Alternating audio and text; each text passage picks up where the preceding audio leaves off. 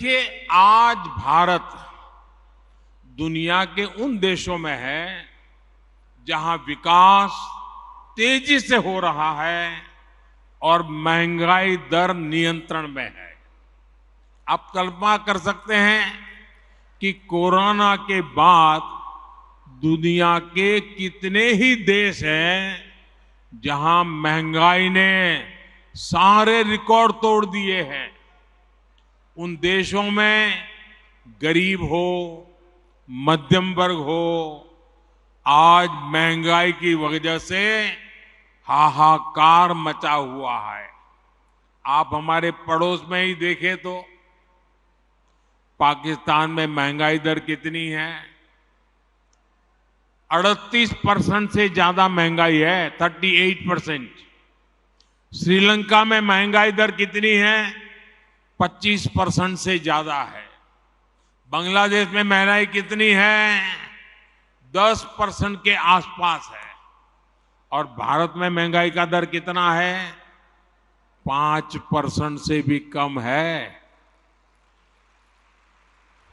यानी कोरोना के बावजूद, इतने समय से चले जा रहे युद्ध के बावजूद भारत में हमने महंगाई को बेकाबू नहीं होने दिया है।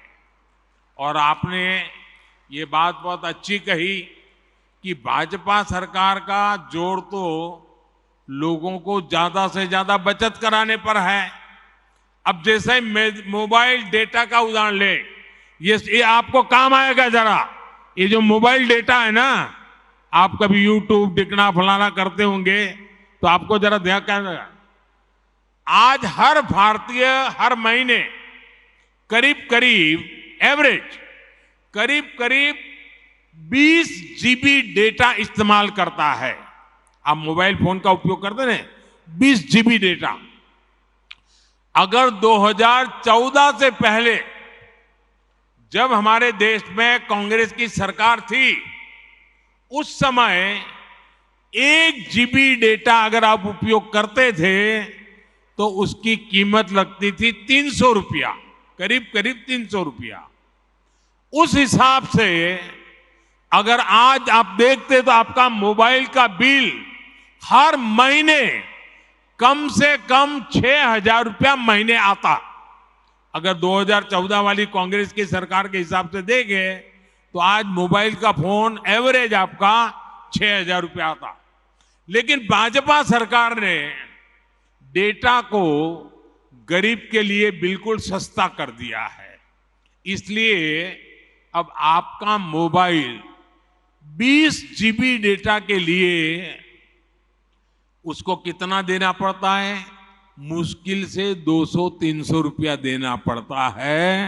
मतलब कि आपका करीब 5,000 रुपया हर महीने बच रहा है।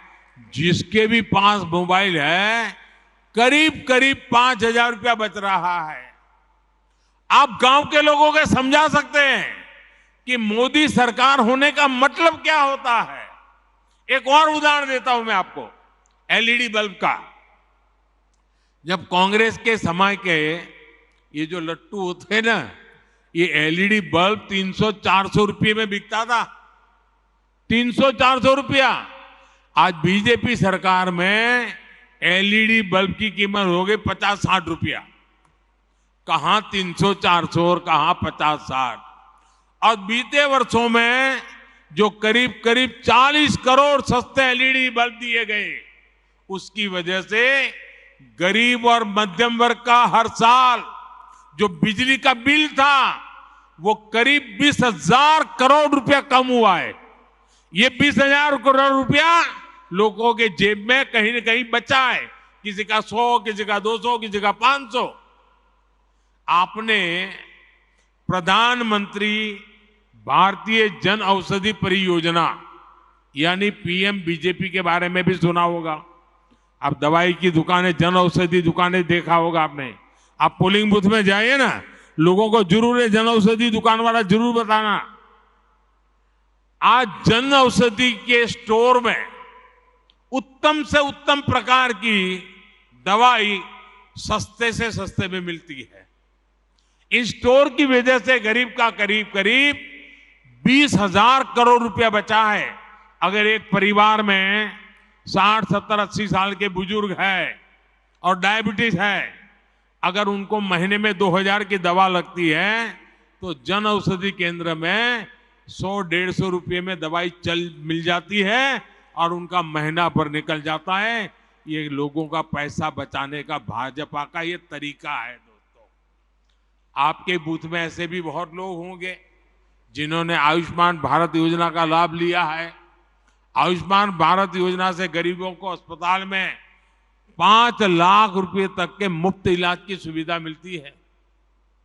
इस योजना की वजह से करीब करीब 5 करोड़ लोगों ने अस्पताल में भर्ती होने के बाद अपना इलाज कराया और 1 पैसे का खर्च नहीं हुआ है। अगर आयुष्मान भारत योजना नहीं होती तो इन गरीबों को अपने इलाज में 80,000 करोड़ रुपए से ज्यादा खर्च करना पड़ता। अभी 80,000 करोड़ बचा कि नहीं बचा? ये गरीब का भला हुआ कि नहीं हुआ? ये मध्यम वर्ग के परिवार का भला हुआ कि नहीं हुआ? साथियों, गरीबों की सेवा का ये भाव, गरीब की जेब की चिंता, भाजपा हर पल उनकी मदद में खड़ा रहता है और यही भाजपा की पहचान है।